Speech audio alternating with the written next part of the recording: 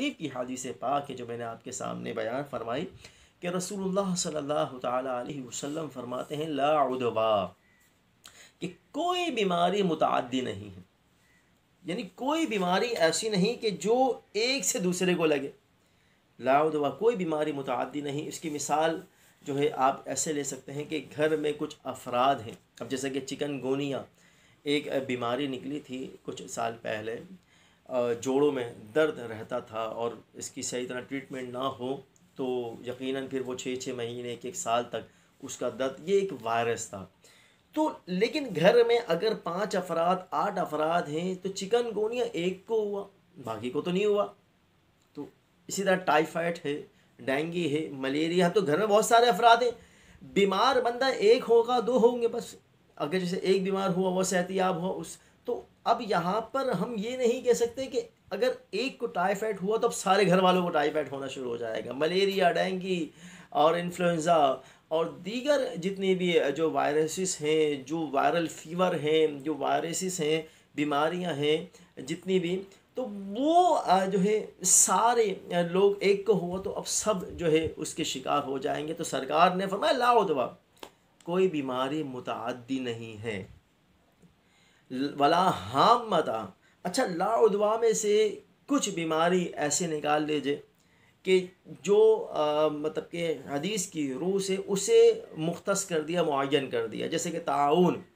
अब वो इस वजह से ताउन को मुतय्यन किया, इस हदीस से इस वजह से मुतय्यन किया कि इस हदीस से हट कर कि जो है उलमा फरमाते हैं कि रसूलुल्लाह सल्लल्लाहु ताला अलैहि वसल्लम ने यहाँ पर ये फरमाया कि जिसको ताउन, जब किसी बस्ती में, किसी क़रिया के अंदर, किसी इलाके में ताउन फैलता तो रसूलुल्लाह ने फरमाया कि कोई यहाँ से ना निकले वरना ये फैल जाएगा और दूसरों को भी लगेगा। तो वो मखसूस मरज़ है, मखसूस बीमारी है कि जिसको ख़ास कर दिया, मुअय्यन कर दिया। लेकिन हम हर बीमारी को मुअय्यन नहीं कर सकते कि जनाब इसको लग गई है तो अब दूसरे को भी हो जाएगा, ऐसा नहीं।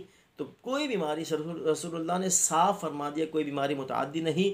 जैसा कि एक हदीस पाक है और वो हदीस पाक जो है मुस्लिम शरीफ की या गालिबन बुखारी शरीफ यानी सियासत्ता की ही हदीस पाक है कि जैसा कि मैं मफ़हूम बयान करूँगा कि रसूलुल्लाह सल्लल्लाहु ताला अलैहि वसल्लम की बारगाह में जो वो वाक़या आया कि एक ऊँट है वो ख़ारशी हो गया। अब ऊँटों का एक जो है बहुत सारे ऊँट थे, तो जमगढ़ा के लोग मजमुआ था, बहुत सारे ऊँट थे, तो अब उसमें एक ऊँट ख़ारशी हो गया। तो अब लोगों ने जो है ये जो है इस नज़रिए के साथ कि कहीं दूसरे भी जो है वो ख़ारशी ना हो जाए, दूसरों को भी इसकी ख़ारिश ना लग जाए, इस वजह से उसको अलग करने का उन्होंने जो है इरादा किया, सोचा। तो जब रसूलुल्लाह सल्लल्लाहु अलैहि वसल्लम ने ये मुलाहज़ा फ़रमाया तो हुज़ूर ने फ़रमाया कि ये बताओ कि तुम्हारा ये नज़रिया है, ये अक़ीदा है कि ये ख़ारशी हो गया तो अब दूसरा भी ख़ारशी हो जाएगा, ख़ारिश ज़दा हो जाएगा, तो बताओ कि इस पहले को ख़ारिश ज़दा किसने किया? यकीनन ये बीमारी रब की तरफ से है, एक आज़माइश है, एक इम्तिहान है और बंदे को इस इम्तिहान पर, इस आज़माइश पर पूरा उतरना चाहिए। तो वहाँ पर वो खामोश हो गए। तो लिहाजा ऐसा नहीं कि अगर एक ख़ारिश ज़दा है तो वो ख़ारिश दूसरे को भी लग जाएगी, ऐसा नहीं है।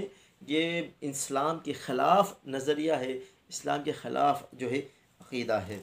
वला हामता, और ये जो फरमाया कि वला हामता यानी हामा कहते हैं कि इसके मफ़हूम को जो है मुहद्दिसीन ने इस तरह बयान फरमाया कि और उल्लू का होना कुछ नहीं, यानी लोगों के अंदर ये नज़रिया, ये कॉन्सेप्ट है था अरब के अंदर ज़माना जाहिलियत में कि अगर किसी घर पर उल्लू आकर बैठ जाता तो वो ये तस्वुर करते कि अब हमारे घर में नहूसत आने वाली है, अब हमारे घर में मनहूसियत और मुसीबत और बला आने वाली है। जैसे कि हमारे यहाँ ये मशहूर है कि अगर कौवा घर पर आके काएँ काएँ करे तो बंदा बोलता है कि चलो मैं मेहमान की ख़बर दे दी, अब मेहमान आने वाले हैं, और जल्दी से घर से बाहर, घर के बाहर ताला लगा दो बड़ा वाला, ताकि मेहमान जो है बाहर ही से देखकर वापस पलट जाएं।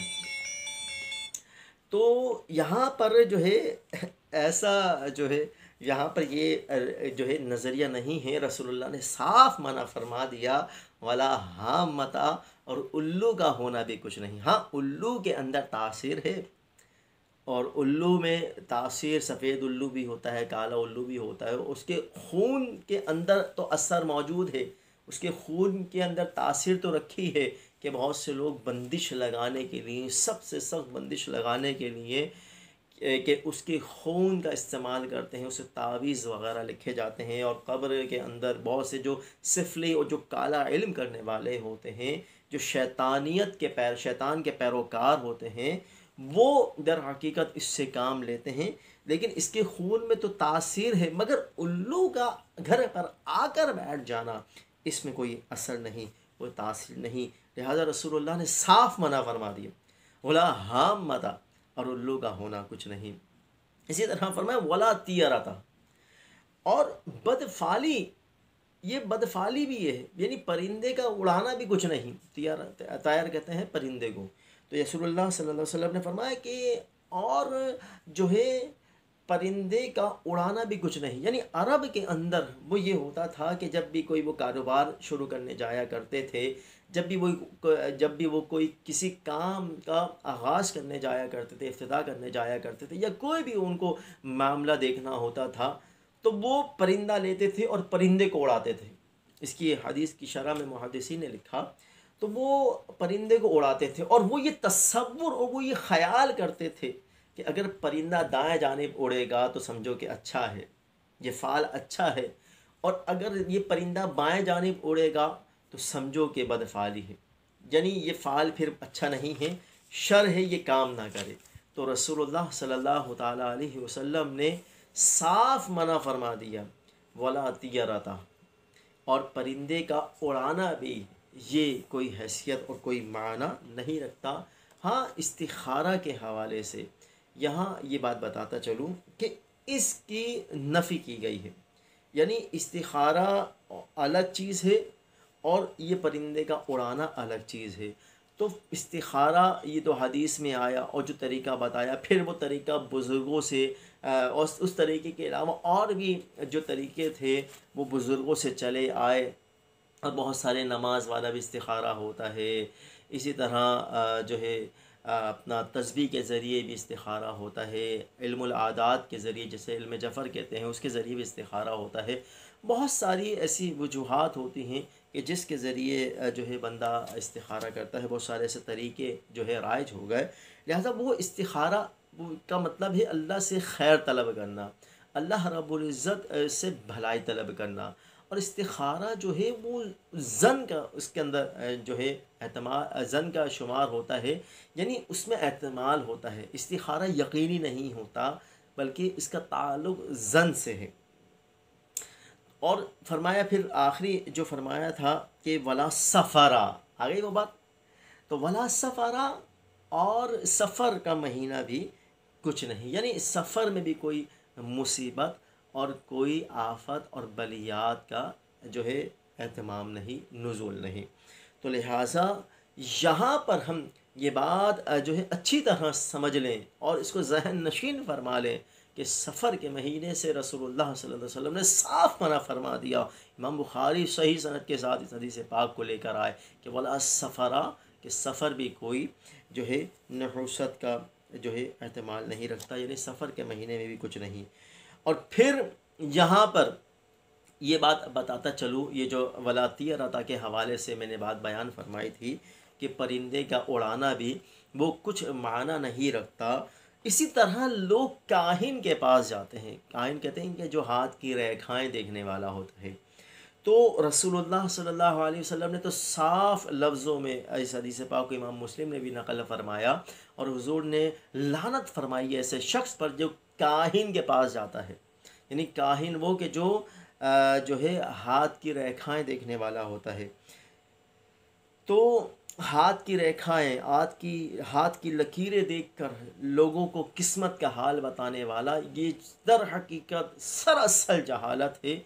इसकी कोई हकीकत नहीं है, कोई हैसियत नहीं है, सिर्फ़ कमाई का ज़रिया है, कमाई का धंधा है।